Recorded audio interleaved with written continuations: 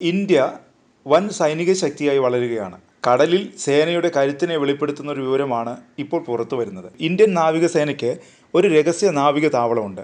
ആണവ അന്തർവാഹിനികൾ സൂക്ഷിക്കുന്ന ഇന്ത്യയുടെ രഹസ്യ നാവിക താവളം INS വർഷ എന്നാണ് ഇതിൻ്റെ പേര്. ഈ നാവിക താവളത്തിൻ്റെ പ്രവർത്തനങ്ങൾ നിയന്ത്രിക്കുന്നത് ഈസ്റ്റേൺ നേവൽ കമാൻഡാണ്.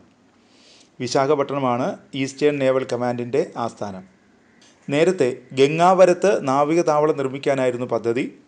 എന്നാൽ പിന്നീട് വിശാഖപട്ടണത്ത് നിന്ന് 50 കിലോമീറ്റർ അകലെയുള്ള റാംബിലിയിലേക്ക് മാറ്റുകയായിരുന്നു. 2006-ൽ 15 യുദ്ധക്കപ്പലുകളാണ് INS വർഷ നാവിക താവളത്തിൽ നിലയുറപ്പിച്ചിരുന്നത്.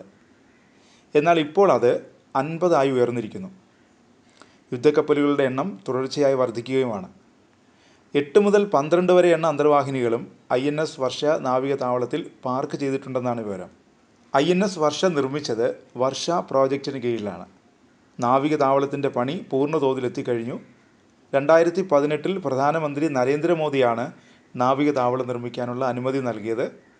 അന്നു മുതൽ മുടക്കമില്ലാതെ നിർമ്മാണ ജോലികൾ അതിവേഗം പുരോഗമിക്കുകയായിരുന്നു. INS വർഷ മാത്രമല്ല, രാജ്യത്തിന് ചുറ്റും ഇത്തരത്തിലുള്ള രഹസ്യ നാവിക താവളങ്ങൾ ഇന്ത്യ നിർമ്മിച്ചിട്ടുണ്ട്. ആന്ധ്രാപ്രദേശിലെ അനകപള്ളി ജില്ലയിലാണ് റാംബിലി നേവൽ ബേസ് സ്ഥിതി ചെയ്യുന്നത്. കിഴക്ക് പടിഞ്ഞാറ് തീരങ്ങളിൽ ഇന്ത്യൻ നാവികസേനയ്ക്ക് സംരക്ഷണ വലയം തീർക്കാൻ കഴിയുന്ന രീതിയിലാണ് ഇതിൻ്റെ സ്ഥാനം. നേവൽ ബേസ് നിർമ്മാണത്തിൻ്റെ ആദ്യഘട്ടത്തിൽ തന്നെ ഡസൻ കണക്കിന് തുരങ്കങ്ങൾ നിർമ്മിച്ചു കഴിഞ്ഞു. തുരങ്കങ്ങളുടെ നിർമ്മാണം പൂർത്തിയായതായി സാറ്റലൈറ്റ് ചിത്രങ്ങൾ വ്യക്തമാക്കുന്നുണ്ട്. പുറത്തു കാണാത്ത രീതിയിൽ ഭൂഗർഭ രീതിയിലാണ് ആസ്ഥാനം നിർമ്മിച്ചിരിക്കുന്നത്. ആണവോർജ്ജ ശേഷിയുള്ള 8 മുതൽ 12 വരെ ബാലിസ്റ്റിക് അന്തർവാഹിനികളും ആണവ അന്തർവാഹിനികളും ഈ തുരങ്കങ്ങൾക്കുള്ളിൽ സൂക്ഷിക്കും. ഭാഭ അറ്റോമിക് റിസർച്ച് സെൻറ്ററിന് സമീപമാണ് ഇത് സ്ഥിതി ചെയ്യുന്നത്.